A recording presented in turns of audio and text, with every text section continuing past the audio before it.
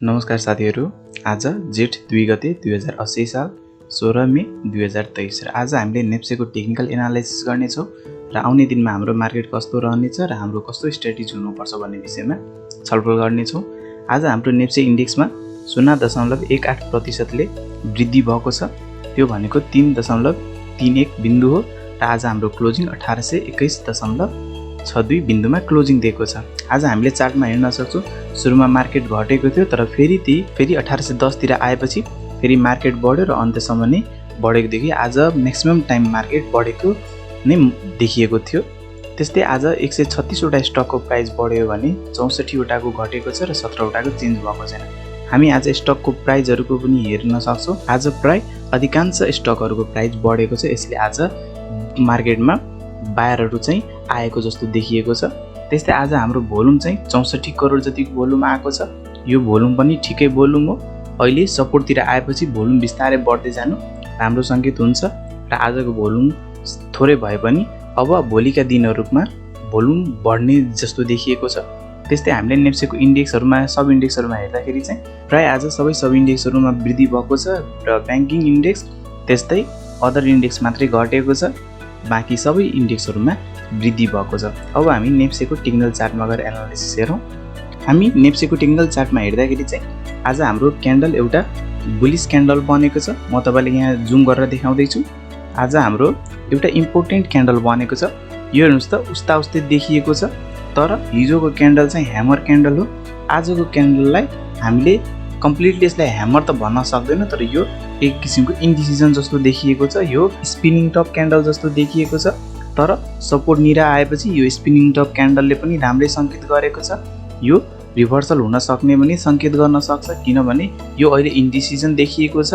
तर अब भोलिको दिनमा आउने क्यान्डलले वा भोलिको कारोबारले यदि यसको ढाई जुन 1827 मा रहेको छ यदि 1827 यदि ब्रेक गरेर माथि क्लोजिङ दियो भने त्यति बेला चाहिँ बढ्न सक्ने सम्भावना हुन्छ यो स्पिनिङ टपको अनुसारले।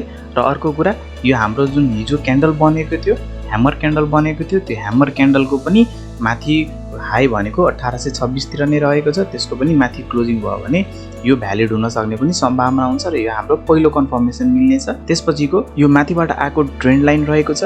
यदि यो माथिको यो ट्रेन्ड लाइनलाई ब्रेक गरेर माथि सस्टेन गर्न सफल भयो भने त्यति बेला चाहिँ हाम्रो मार्केट बुलिस हुन सक्ने सम्भावना हुन्छ। र भर्खरै नेपाल राष्ट्र ब्याङ्कले जुन मौद्रिक नीतिको तेस्रो त्रैमासिकको समीक्षा पनि प्रस्तुत गरेको थियो त्यसमा पनि सकारात्मक कुराहरू थियो। त्यही भएर मार्केट बढ्न सक्ने एउटा आधार हुन सक्छ। साथै अब राजनीतिक उथलपुथल पनि केही दिनसम्म नहुने जस्तो देखिएको छ। यो पनि राम्रो कुरा हो। साथै नेपालको वैदेशिक मुद्रा पनि बढ्दै गएको छ र यो पनि राम्रो सङ्केत हो। त्यही भएर अब सर्ट टर्ममा वा केही दिनमा मार्केट बुलिस हुन सक्ने एउटा सम्भावना रहेको छ र अहिले हामी एकदमै सपोर्टतिर आएको छौँ। 1800 तिरको सपोर्ट आएको छ। त्यही भएर बढ्न सक्ने सम्भावनाहरू धेरै नै रहेको छ। त्यस्तै हामी भोल्युम एनालाइसिस हेरौँ। भोल्युमबाट के देखिन्छ भने हाम्रो हिजोको भोल्युम 72 करोडको आएको थियो। एभरेज भोल्युमभन्दा मुनिकै भोल्युम रहेको थियो र आजको भोल्युम पनि एभरेज भोल्युमभन्दा मुनि नै रहेको छ। त्यो भनेको 77 करोडको एभरेज भोल्युम छ भने आज हाम्रो भोल्युम 64 करोडको मात्रै आएको छ। त्यो पनि यो राम्रो सङ्केत नै हो। अब भोल्युम एकदमै ड्राई अप हुँदै गएको छ। एभरेज भोल्युम पनि घट्दै गएको छ। यसले कुनै बेला अब बाउन्स आउन सक्ने सम्भावनालाई देखाउँछ। त्यस्तै हामीले बोलिङ्गर ब्यान्डबाट हेर्दाखेरि चाहिँ बोलिङ्गर ब्यान्डको तीनटै ब्यान्डहरू तलतिर नै फर्केको छ। यो घट्न सक्ने सम्भावनालाई देखाउँछ। तर आज एउटा पोजिटिभ कुरा के छ भने यो हाम्रो लोअर ब्यान्डलाई आजको क्यान्डलले छोडेको छ र बिस्तारै अब यो माथि नै बढ्न सफल भयो र यो 20 दिनको मुभिङ एभरेज वा बोलिङ्गर ब्यान्डको मिडल ब्यान्ड यदि ब्रेक गरेर माथि गयो भने त्यति बेला चाहिँ एउटा पोजिटिभ हुन सक्छ। र अहिले हाम्रो रेजिस्टेन्स पनि हामी क्लियरली हेर्न सक्छौँ।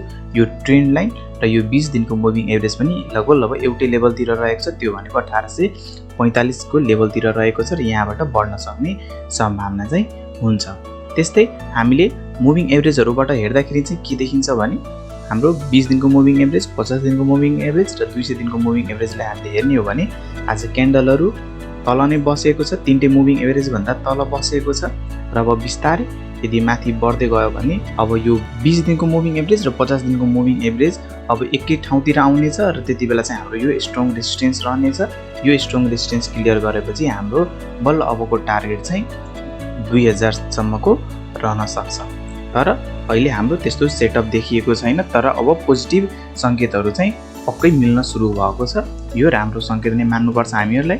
त्यस्तै हामी ट्रेन्ड बेस्ड फिबोनाची एक्सटेन्सन लगायौँ भने यसमा के देखिन्छ भने हेर्नुहोस् त, यहाँको लोदेखि यहाँको हाईसम्म, त्यसपछि यहाँको लोतिर यदि तानेपछि यसमा हाम्रो क्लियरली के देखिन्छ भने 0.236 को लेभल जुन 1840 मा रहेको छ। यो 1840 अबको लागि हाम्रो रेजिस्टेन्स रहनेछ र यो रेजिस्टेन्स जोन क्लियर गरेपछि मात्रै बढ्न सक्ने सम्भावना हुन्छ। तर अब केही दिनमा चाहिँ बढ्छ जस्तो देखिएको छ। त्यस्तै सपोर्ट र रेजिस्टेन्स जोनहरुबाट हेर्दाखेरि के देखिन्छ भने हाम्रो स्ट्रङ सपोर्ट भनेको 1800 देखि 1815 रहेको छ र अहिले स्ट्रङ सपोर्ट जोनतिर आएर त्यसपछि रिभर्सलको क्यान्डल बनेको छ, तर त्यो कन्फर्म भएको छैन। तर यो 1800 देखि 1815 हाम्रो स्ट्रङ सपोर्ट रहेको छ, किनभने यो सपोर्ट जोनतिर पहिला पनि 2 पल्ट बाउन्स आएको थियो, ठुलै बाउन्स आएको थियो। तपाईले यतातिर पनि हेर्न सक्नुहुन्छ।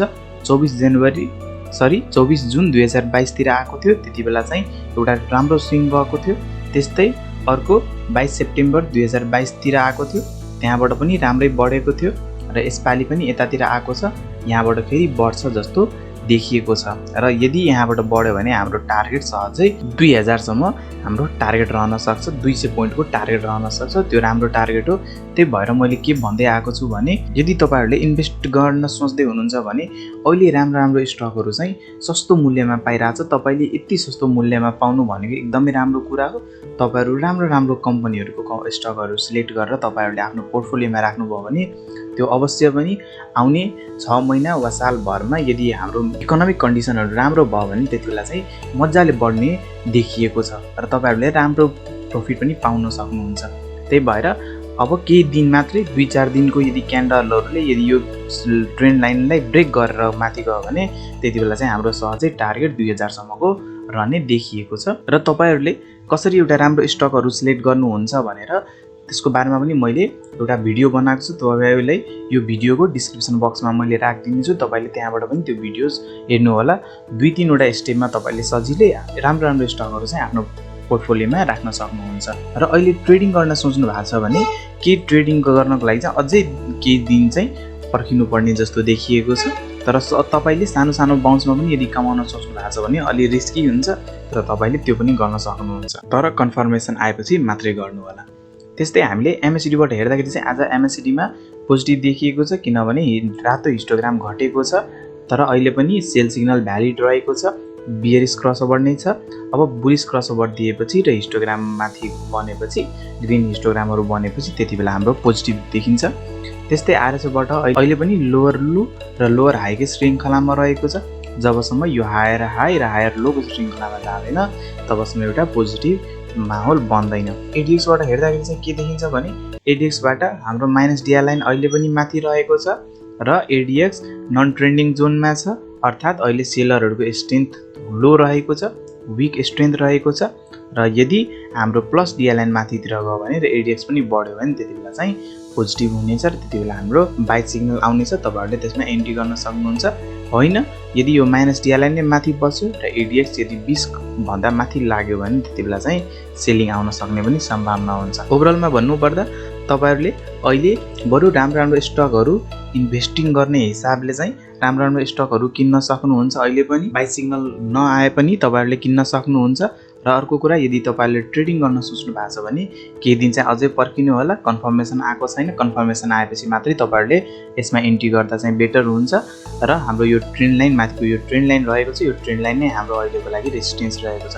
र सेलिङ गर्न यदि सोच्नु भएको छ भने अहिले बेच्नु भन्दा किन्नु राम्रो कुरा हो। त्यही भएर अहिले बेच्न हतार नगर्नु होला।